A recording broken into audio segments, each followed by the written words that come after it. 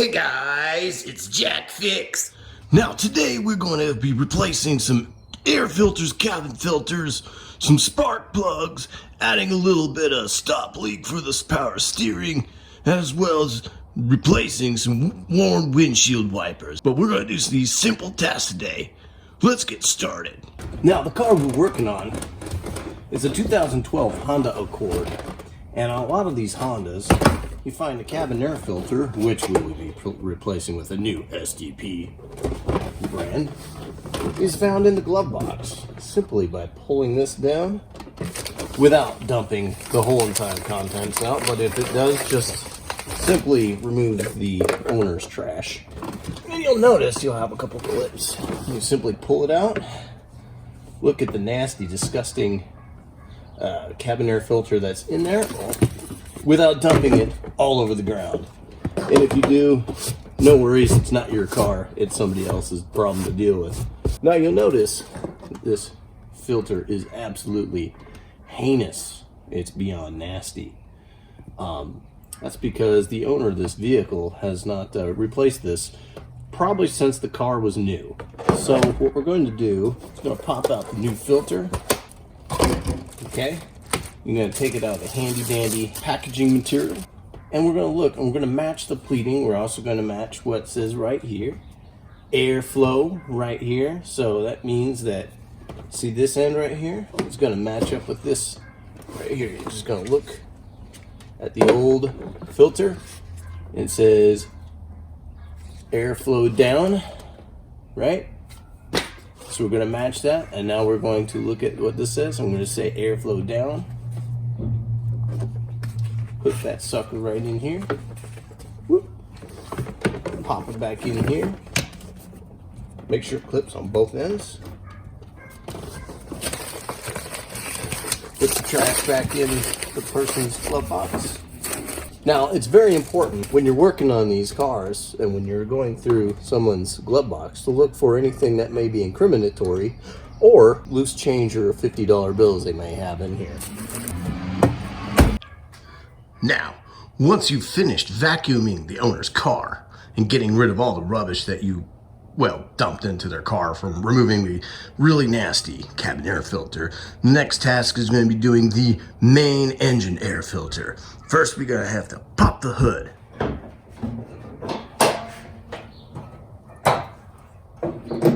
Now, as you can see, I have popped this into the service position so that we can take full advantage of the lighting that we have. As you can see right here, we have ourselves the air box. Now, this is a really nasty, dirty engine. We will be doing a little bit of cleaning up in a little while. But first, let's get this nasty engine air filter out. Now, there are 3 clips located on this air box. There's one right down here, one right here, and another one right here. We're going to remove those, and we're going to remove the dirty air filter. This one's been already removed because the dealership decided that they wanted to remove it, and they didn't put it back. Common mistake, rookie mistake at the dealership. Gotta lift up. Oh God. Oh God. These air boxes can be really tricky sometimes. Lift, pull, and oh God. Oh. Okay, now you have an airflow sensor right here. Needs to be removed. Now, we've removed the mass airflow sensor right here, which is stupidly placed in such a way that you can't get this out. Now we get to remove this air filter. Now you notice this air filter is kind of dirty on this side, but pretty freaking filthy on this side. Let's go get the new air filter. Now, I have gone with this STP premium air filter for my use, which looks just like what the box says, and this is the correct air filter. All right, let's put this in. Now, you gotta clean some leaves and gook and stuff out of here. You just put that right in there. Just, oh, jeez. Make sure it's got a nice fit It fits properly inside and seats properly. Now, let's get this filter box back on, which is going to be a real pain. Oh, God. All right. I can do this. Oh, remember your training. Oh, man. There. We got the mass airflow sensor plugged right back in, and then we got the new air filter in the air box. Now, for our next task, what we're going to be doing is we are going to be replacing all 4 spark plugs. Let's go. Now, the very first thing you're going to need to do before you do any electrical work on any car is remove that battery terminal. You got to make sure it's disconnected so you don't get shocked.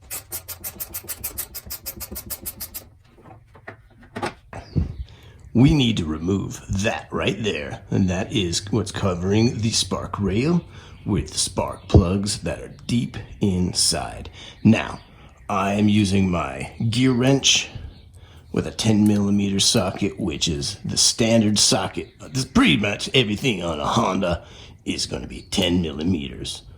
Let's remove that.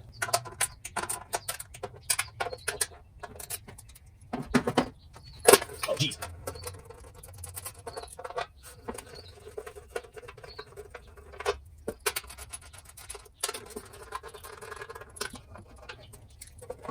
Making sure to retain all of your hardware safely is very important. Also, before we replace this back on the valve cover, we will be cleaning it and making it look somewhat presentable again with some simple green. Alright, now for the next step. Now we removed the cover that is hiding the spark rail and the spark plugs. Right here, we have to remove some retainer bolts right there, also using the 10mm socket, and that will come right out.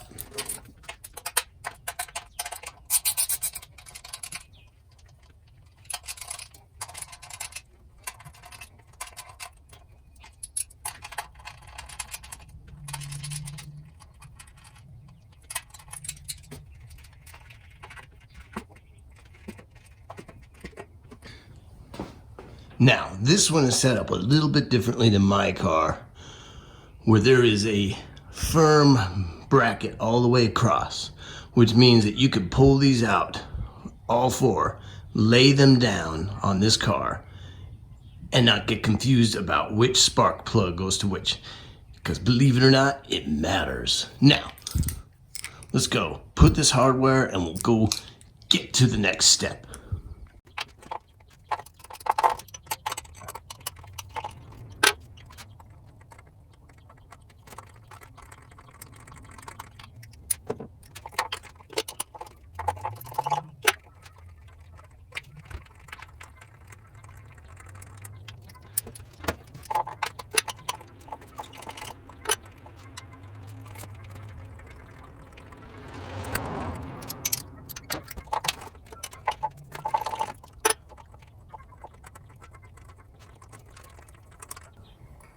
Now, as you can see from looking at the spark plug, it is quite worn, and it's great that we have decided to replace these things. After all, this car does have over 100,000 miles on it, and these are likely to be even maybe the second pair of spark plugs on this automobile. Now that we've removed these things, let's get prepped and ready to start replacing the spark plugs in the opposite order. Let's go.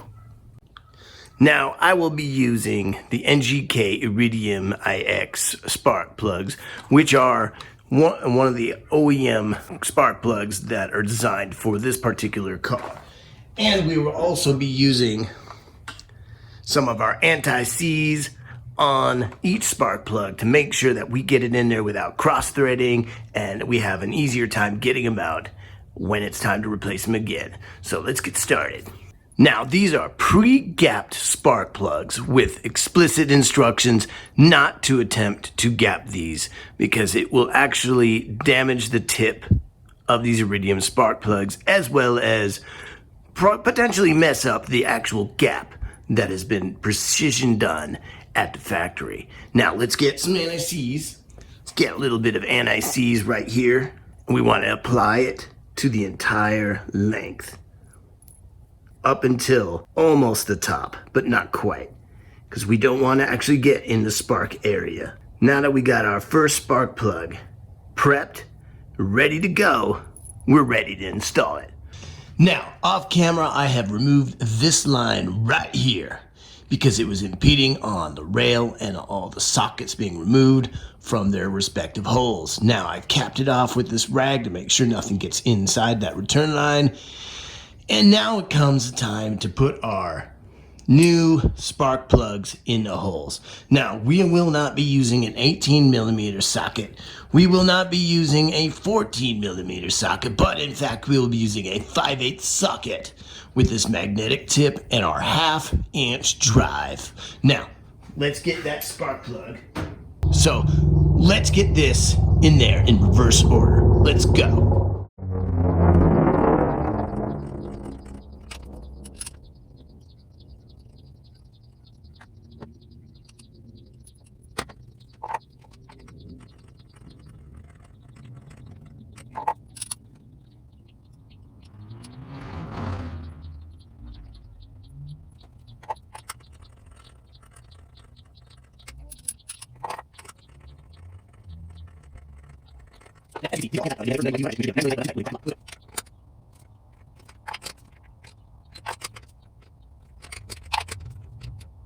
Alright, now that our sockets and our new spark plugs are installed, we can now put the rail back in order.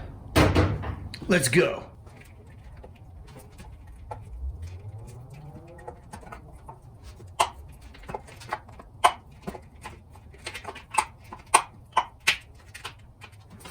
We'll now need to get our retaining bolts back into the original places. Let's get that started.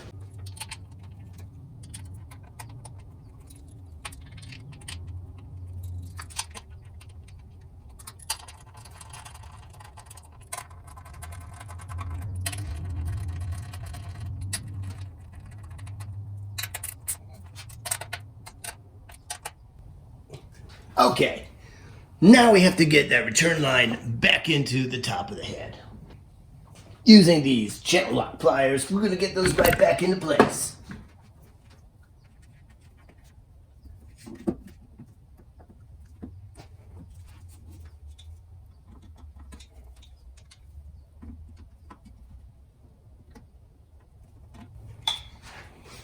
Alright, now with movie magic, we are going to put the now clean valve cover, socket cover, spark plug rail thing back on top. Nothing quite puts hair on your chest like inhaling way too much simple green. Now, we're gonna put these bolts back into that cover and bolt them down, and then we'll be done with the spark plug job.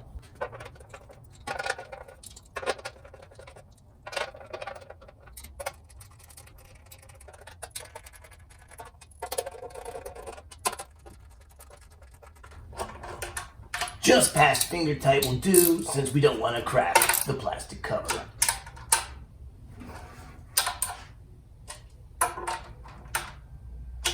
Okay, now that we have completed this job, we can now move on to the next. Now, as you can see, we have done a cursory cleaning of the engine bay to make sure that the owner feels just a little bit better about the job we've done. Now, we took some time to clean off all around the area where the power steering reservoir is, where we will be adding some power steering stop leak in just a moment, and some windshield washer fluid in the white washer fluid reservoir as well.